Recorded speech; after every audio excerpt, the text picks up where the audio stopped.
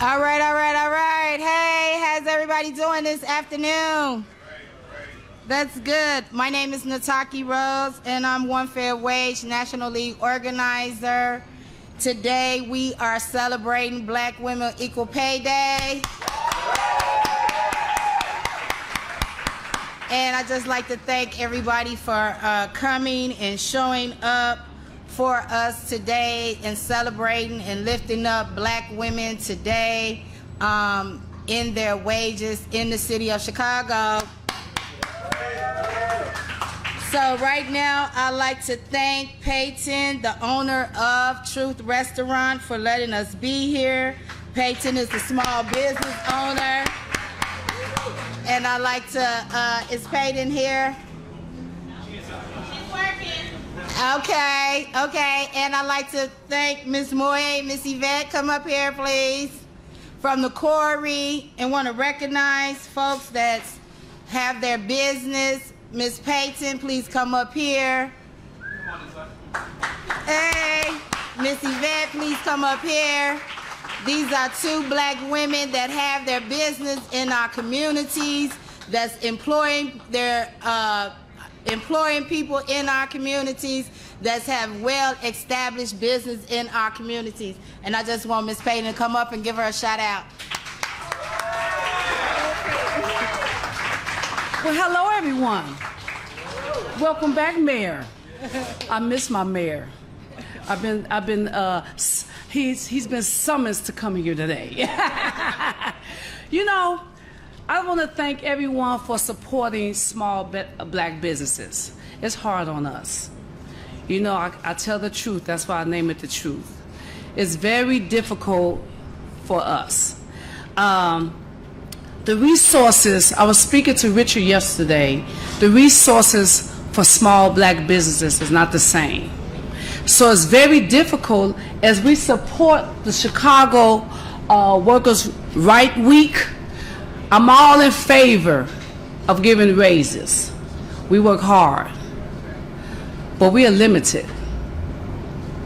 We are limited to resources, to income, to grant approval. I've been here 10 years. I've never been granted a grant, ever.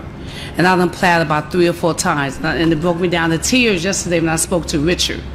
You know, and it's hard on us. But I keep going through prayer, through support of the ones who do support me. We have real support and you have undercover support. But however, I am here to support raising the minimum wage.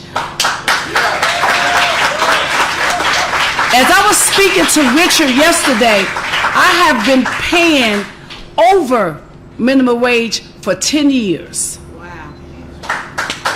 For 10 years. I don't have a revolving door here at Truth.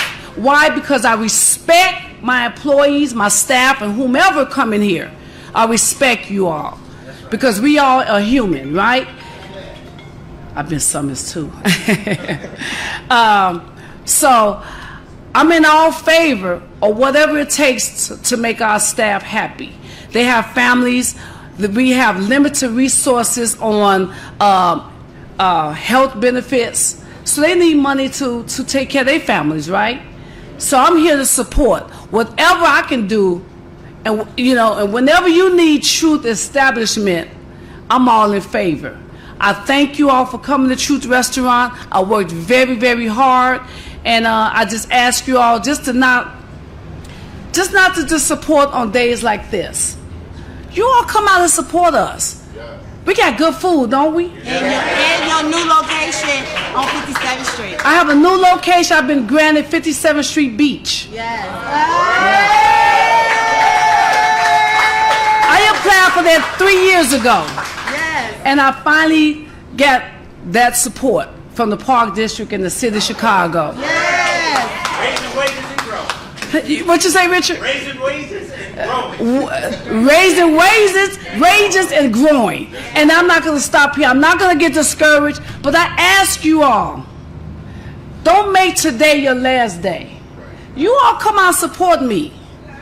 Because without support, we can't pay this. Where am I going to get the money from? So you all support me, and I'm in support of whatever, anything you all have for me to do. I support you all 100% and more. Thank you.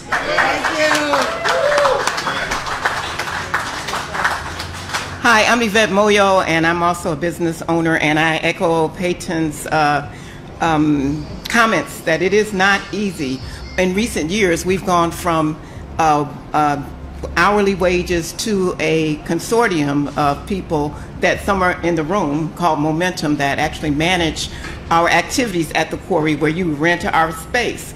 We've gone from that model of hourly because it's been so difficult. It's been so difficult to pay everything that we need to pay. If you check our records, we used to pay hourly employees, but getting back into the mix after COVID has been a serious challenge. I commend this, and we've gotten grants, and we've gotten the NOF, Neighborhood Opportunities Fund, we've gotten other grants, everything we can apply for. Sometimes our doors have been open, sometimes we cried because our doors have had to be closed because of economics. But as a woman who used to be a single mom for many years, our wages, particularly as women and heads of households, we've got to do better. We've got to provide a living wage. And so we hire organizations and groups to make sure that they can be supported. But I would love to have more employees. I would love to expand what we do. And without these kinds of conversations, we can't do that. So I commend the mayor for standing firm. There are opportunities for small businesses to get a little relief, but we've got to put the bottom line situation in place first, that people deserve a living wage to get ahead and enjoy life. And we say the guide to the good life in Chicago because there is one. Thank you. Thank you. Thank you so much. I just want to big up to these two black women on Black Women Equal Pay Day. So right now, I'm going to have our worker speaker to come up, Cheryl Taylor. Come on, Cheryl. We got to bear with Cheryl. It's kind of nervous, but it's okay. It's a great day. Hi, my name is Cheryl Taylor. I'm a bartender at the Quarry in South Shore. I've been bartending for over 15 years now. I'd like to thank the mayor for standing with us for Black Women Equal Pay Day. Also, I would like to introduce Jackie. Jackie, are you here? From SEIU? Give it up for Jackie, y'all. Hello, hello, hello. You all got to do this again. We got to let the mayor know that we're in this place and what we're here for. One fair wage, and we want one fair wage for all. SEIU has been in partnership and coalition with One Fair Wage since the beginning. And we're going to stay with them until we get one fair wage for all, right? We represent over 92,000 workers in 4 states that do services. They provide services of child care, health care, home care, and nursing home care. Those are essential, but guess what? People that work in restaurants, people that serve us in restaurants are essential as well. And so if we have one fight, it should be the fight for all. Thank you very much. Okay, so we jumped off a little bit. Chris Williams, please come up here. Carlos Rosa, please come up here. And Carlos will be introducing our mayor. Thank you. All right. Thank you. Well, first of all, I love living in Chicago. What a great place. I came here 40 years ago and was door knocking for Harold Washington, and we've come full circle. And this is an amazing thing that Chicago is leading the way once again to get one fair wage for all. I'm an attorney, Chris, and I've with the Workers' Law Office. I've been representing workers from One Fair Wage and helping on policy campaigns around the country for over a decade, and just amazed to see Chicago lead the way, One Fair Wage being implemented here. You know, as many people will tell you, you can't solve a problem until you understand the history of that problem, the roots of it. And we do understand that. In One Fair Wage, we know this is a legacy of slavery. when the labor of some people was worth nothing. And even after slavery, it just became worth the tips that people gave you, but no absolute wage. And that's what the sub-minimum wage is. It's nothing but that. And we ended it here in Chicago. Thank you, Mayor. And we need to end it in the state. And we've got momentum to end it around the country. There's efforts in New York, Maryland, Massachusetts, Ohio, and Arizona. There's momentum. There's movement. This is happening. I have to say that the issues affecting tipped workers, particularly women of color, particularly people of color, were so exasperated by the pandemic. I can't tell you how many people I tried to assist in getting unemployment around the country, and they were denied. And the reason they were denied is not because they hadn't worked, is because even though working, they had not earned enough in wages to qualify for unemployment because they were being paid sub-minimum wages. The pandemic exacerbated so many problems. It's a vestige not just of slavery, but of racism, of sexual harassment. We have represented workers throughout the industry who have repeatedly been harassed by customers, by employers, women being told wear dresses that are lower cuts, that are shorter during the pandemic, women being told drop your mask so we can see how pretty you are and decide how much to tip you. Just puts people in situations to be exploited, to be abused, and it's not surprising that this has resulted in people fleeing the industry and leaving the industry.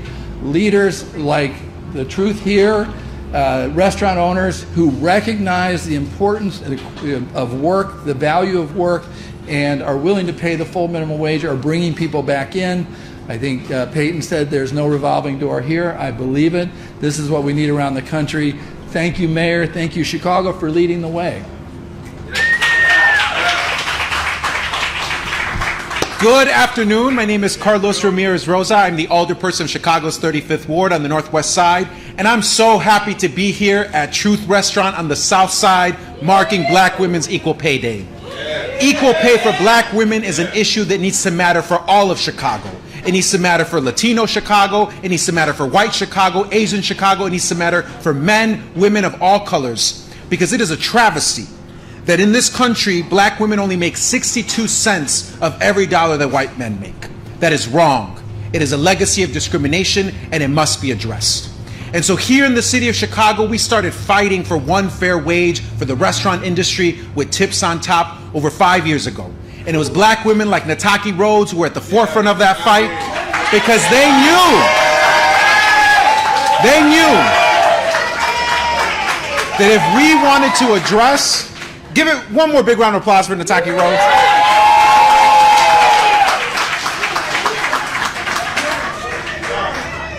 Leaders like Nataki knew that if we wanted to address discrimination in the workplace, if we wanted to make sure that Black women that were heads of their households were able to get ahead, put food on the table, put a roof over their heads, kids, they were going to have more money in their pocket. They were going to have to get one fair wage.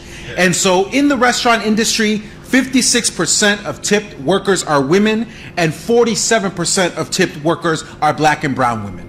So that means that when you raise the wage for restaurant workers, who are you helping? You are helping Black women get ahead here in the city of Chicago and across the United States. So this struggle started 5 years ago, but it took this mayor, Mayor Brandon Johnson, to get it done. So I'm so grateful. We are so grateful for this mayor for making this a priority of his administration. Today in the city of Chicago, Black women are getting ahead because Mayor Brandon Johnson made sure that they're getting a raise in the restaurant industry. So without further ado, please give a big round of applause to our champion on one fair wage, Mayor Brandon Johnson. Hey, come on, y'all keep clapping for Alder Carlos Ramirez Rosa. Thank you for your leadership. We also have the Alder of the 21st Ward, Ronnie Mosley. Can you all clap for him? Thank you. Well, good afternoon, everyone. Wow. Let's try that one more time. Good afternoon, everyone. There we go. I'm so honored to be with you all today as we recognize and celebrate Black Women's Pay Equity Day. You know, first, again, thank you to Nataki Rhodes. I cannot express how grateful and how slightly afraid I am of you. But thank you for your diligence and your leadership.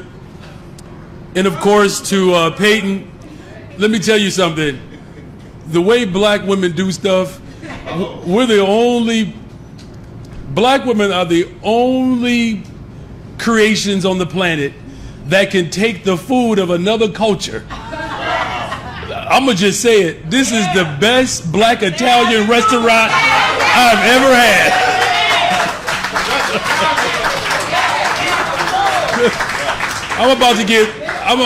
I'm off script. My speechwriters get upset with me so many times. But I'm just saying, look, black families grew up eating spaghetti, maybe lasagna. But what Peyton has done here at Truth is absolutely remarkable. So congratulations to you, Peyton.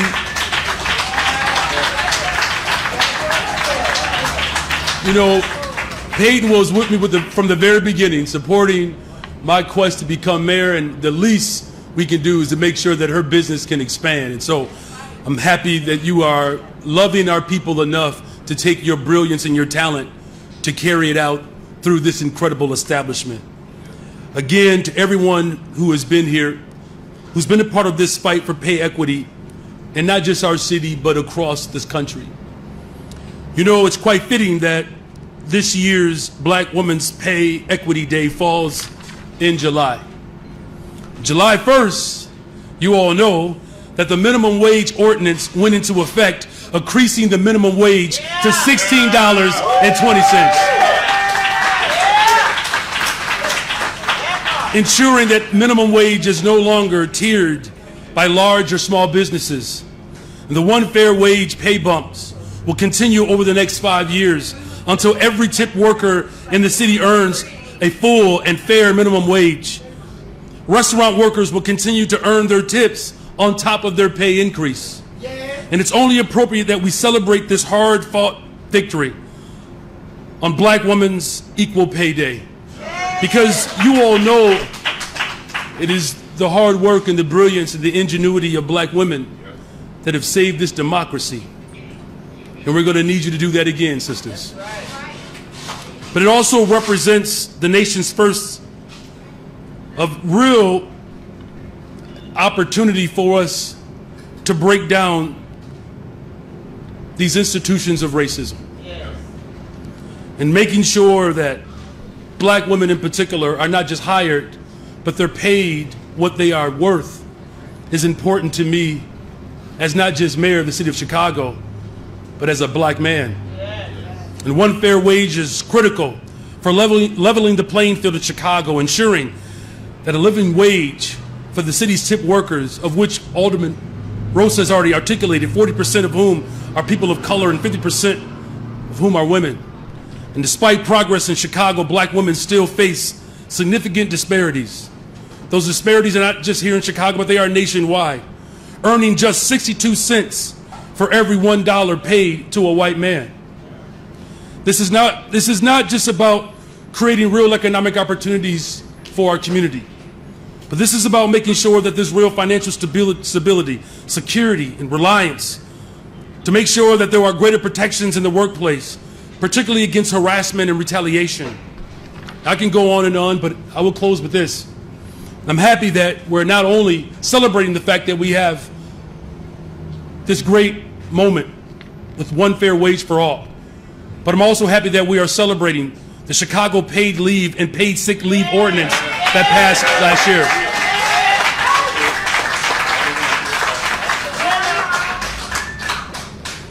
This past November, and it went into effect July 1, it guarantees up to 5 days of paid vacation time and 5 days of sick time for all Chicago workers who work at least 80 hours within a 120-day period.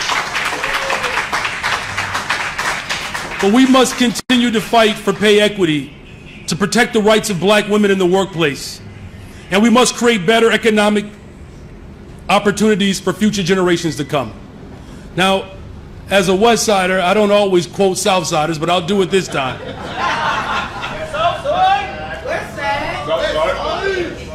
Simmer down, y'all. But in the words of Shaka Khan, as she so eloquently articulated, that I am every woman, it's so deeply inside of me. And anything that you want done, she says she does it naturally. Now you got to finish it. Oh. So for every single black woman that's inside of all of us, we celebrate that the wages are being raised, that dignity and respect is being brought to the workplace, and that the disparities, particularly in wages, the gap between black women and white men is now smaller. And so with that, I want to present to you all, to the city of Chicago, a check. This check is the estimated amount that workers will earn in the city of Chicago collectively as a result of this ordinance. Come on, Nataki, come on up here, come on up here, come on up here. So, if one fair wage workers, Cheryl, and everyone could come up here, please. Come on, y'all. $1.4 billion for workers.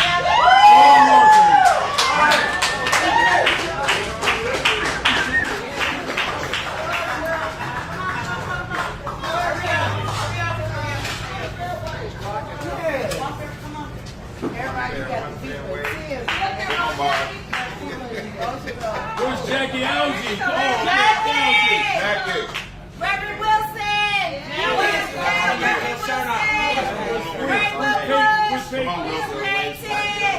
Get on over Great here. push! Thank you for your support! Sorry. Breakfast! Right here. Can we get one fair wage on three?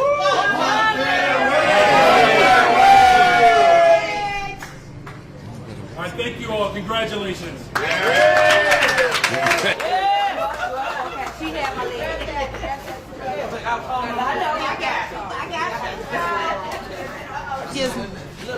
So I would like for everyone, okay, the mayor's about to leave and everything, but one thing I want to bring up is Reverend Wilson and the mayor.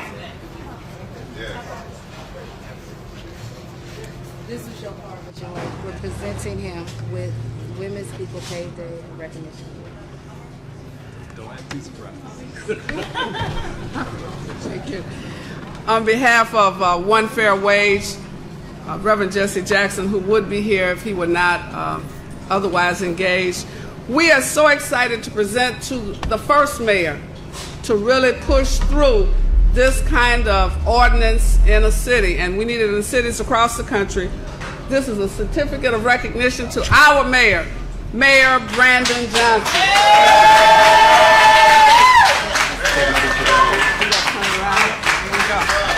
Nataki, come here.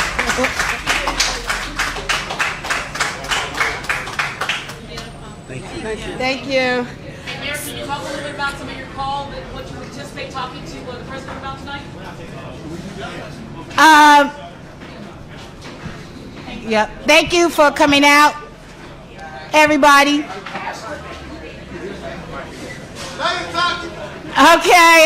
Okay. So we still got, if any food is left, you're still welcome to get any food.